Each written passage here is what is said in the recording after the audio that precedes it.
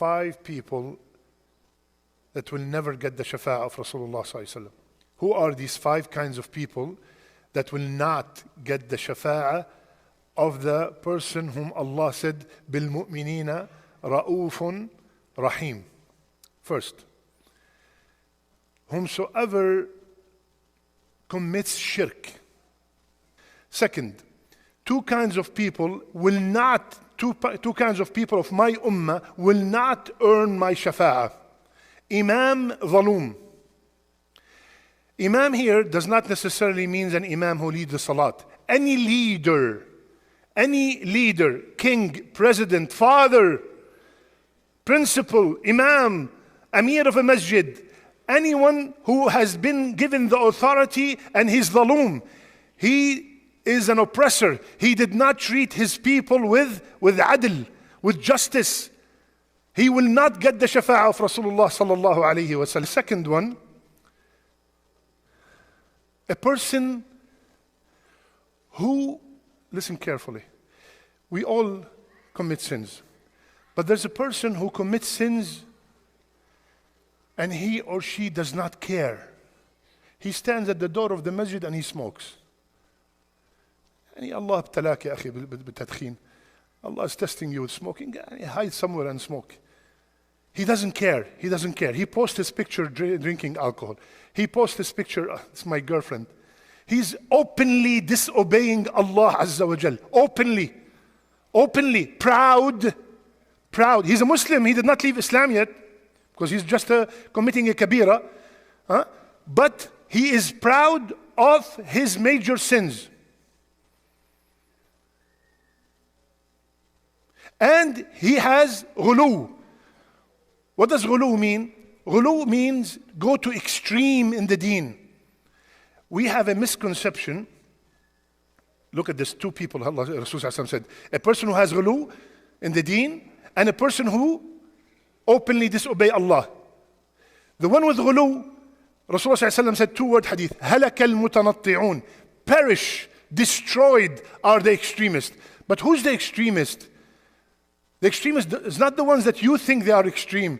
Because sometimes one of our brothers, African American brother, he took shahada and mashallah he became better than us. So one time he's telling his family, Alhamdulillah, I read Surah Al-Kahf every Friday. You are extremist. So extreme is not according to your extreme. Some people think that people who do not listen to music are extreme. Some people, it's not the definition of what you think is extreme. Extreme means the 3 people who came to Rasulullah sallallahu alayhi wasallam and asked Aisha about his worship. And they kind of belittled Rasulullah sallallahu alayhi wasallam's worship. They found it like, one of them said, I fast every single day. And the other said, I'm up all night, I don't sleep. And the third said, I stay away from women because women distract you from the deen, from your ibadat. When Rasulullah sallallahu alayhi wasallam found out, come over here. I am the best among you. I fast and I break my fast. I pray tahajjud and I sleep. And I marry women. And this is my sunnah. Whomsoever is away from my sunnah is not from us. This is ghulu. And Rasulullah sallallahu alayhi wasallam told us about the ghulu, extremism. Even, look at this, look how careful he was of us going to extreme. A person brought to him a stone to throw jamarat. He looked at the stone, and we all know that the stone has to be maximum by the chickpea size, right? Okay, so they brought a stone a little bit bigger. Not like, now you see a guy carrying a rock, and then he's like a bowling, So he looked at the stone, and he said, this is too big. إِيَّاكُمْ وَالْغُلُوُ. Be very careful of extremism. It ruined the people before you. Extremism in a stone. In a stone, just because it was bigger than the normal size. So the second is a person who has ghulu, and the third is a person that openly disobey Allah Azza wa Jal. The 4th person, Rasulullah sallallahu alayhi wa sallam said, "Man kadhaba bi shafa'ati." Whomsoever deny, and wallahi I witnessed it with my own eyes. A person came to me, and he was, may Allah forgive him, he was sarcastically, do you really believe that there is something called shafa'ah? I said, yeah, absolutely. He started laughing and he left. Wallahi, look at this hadith. Whomsoever does not believe in my shafa'a, laysa lahu fiha nasib. Whomsoever does not believe I'm going to intercede, he will not get my shafa'a. Okay, you got it. This is what you believe, this is what you will get.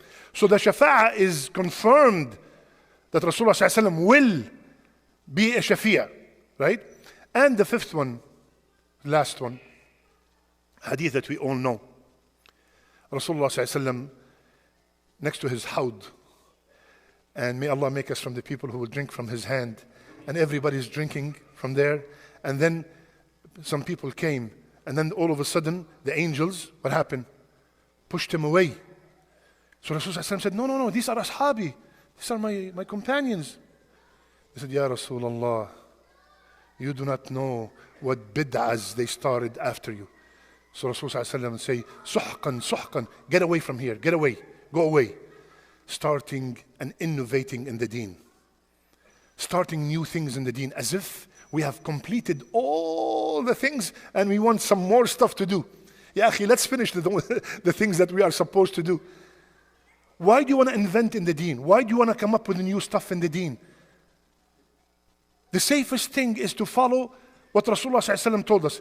This is an action that he did. Alhamdulillah, do not add, do not subtract, do as much as you can. But do not invent new things in the deen and belittle them. And sometimes when an innovation starts, people go to get very upset. Oh, you are an extremist, you think that this is haram to do this? Huh? My father used to do this. My grandfather. Ya Habibi, since when your grandfather is a musharri'? He is the one who's making sharia. So we take our culture and we make the culture go above the deen. Just because I saw these people do it in my country, it became khalas, it's a must. How many times or how many of us, wallahi, I'm one of them, the whole deen changed when we came to America. Our whole concept and understanding of the real Islam was here because we were told that this is it. Nothing else, everybody else is wrong. You have to follow this, that's it. So be careful, ya akhwan, of innovation. And it's not a coincidence that Rasulullah ﷺ every single Friday, at every minbar, in every masjid, وَكُلَّ بِدْعَةٍ ضَلَالَةٍ وَكُلَّ ضَلَالَةٍ فِي النَّارِ. Is that a coincidence? Every single Friday, every bid'ah is going to lead you go astray. Because soon, like for example, one brother, after he finished the salat, taslim, Allahumma salli, loud.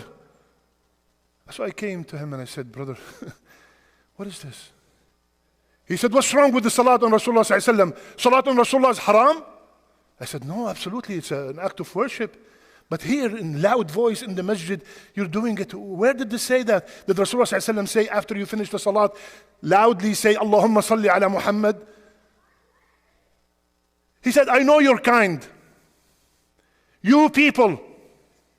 I said, Yakhi, before you start you people and me people, let me ask you a question. After you finish Subhan Rabbi al-Azim, why don't you say, Allahumma salli ala Muhammad?